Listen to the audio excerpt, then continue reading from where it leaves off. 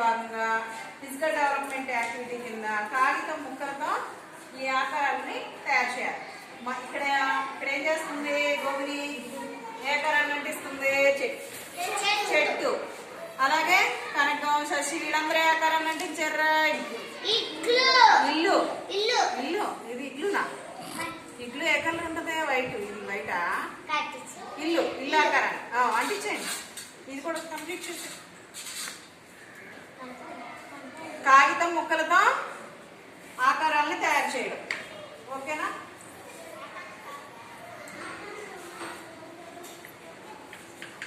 ఫాస్ట్గా